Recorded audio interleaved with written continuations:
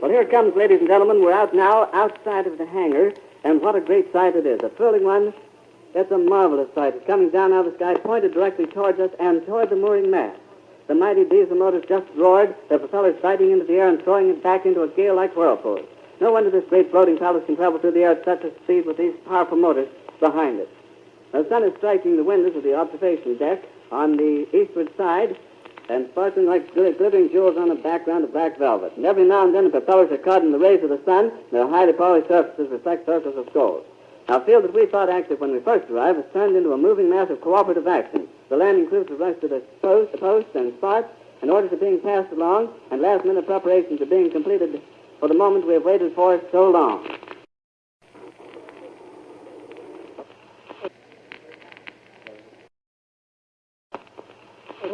The ship is riding majestically toward us like some great feather, riding as though it was mighty proud of the place it's playing in the world's aviation. The ship is no doubt bustling with activity, as we can see. Orders are shouted to the crew. The passengers are probably lining the windows looking down at the field ahead of them, getting their glimpse of the mooring mast. And these giant flagships standing here, the American airline flagships, waiting to rush them to all points in the United States when they get the ship moored. There are a number of important personages on board, and no doubt the new commander, Captain Max Frisch, is thrilled, too, for this is his great moment, the first time he's commanded the Hindenburg, for in previous flights he acted as a chief officer under Captain Lehman. Now, we've been told that the airship is going to make an attempted landing in the rain, and if that is the case, we're going to have a mighty fine description of it for you, because the men will have the difficulty in keeping footing in the sands, and especially since it's wet. It's practically standing still now. They've dropped ropes out of the nose of the ship, and it's been taken a hold up down on the field by a number of men. It's starting to rain again. The rain had slacked up a little bit. The back motors of the ship are just holding it just enough to keep it. It bursts into flames. It's falling. It's crashing. Watch it. Out of the way. Get out of the way. Get it started. Get it started. It's crashing terrible. Oh, my. Get out of the way, please. It's bursting into flames, and it's falling on the mooring mast, and all the folks that say that this is terrible. This is the worst of the worst catastrophes in the world. Oh, it's 400 or 500 feet into the sky. It's a terrific crash, ladies and gentlemen. The smoke and the flames now, and the flame is crashing to the ground, not quite to the mooring mast. All the humanity and all the passengers screaming around you. I told you. I can't talk to people. There's pressure on there. I can't talk, ladies and gentlemen. Honest, it's just like there are massive smoking wreckage. And everybody can't hardly breathe and talk and scream. Lady, I'm sorry. Honestly, I can hardly breathe. I'm going to step inside where I cannot see it. Charlie, that's terrible. Listen, folks, I'm going to have to stop for a minute because I've lost some voice. This is the worst thing I've ever witnessed.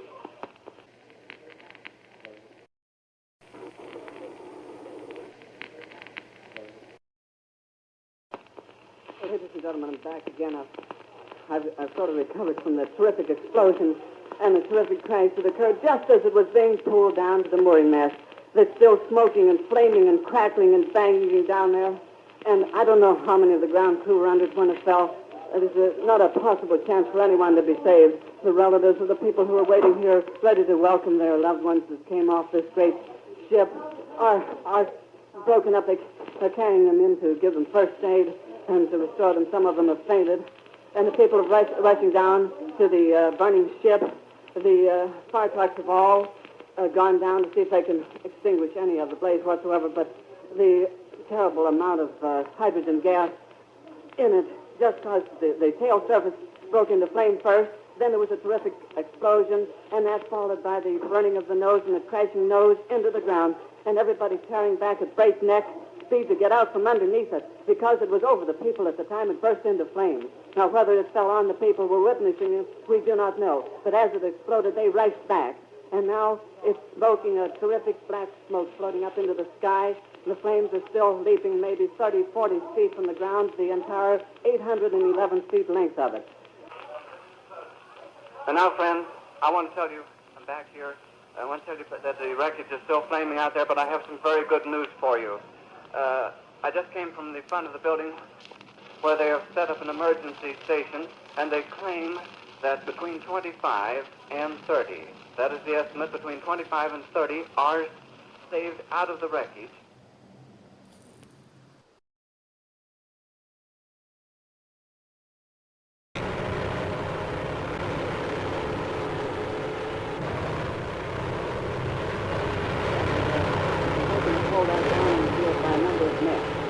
It's starting to rain again. If the rain had slacked up a little bit, the back motor for the ship is just holding it just enough to keep it from... It burst into... Wait, get it started.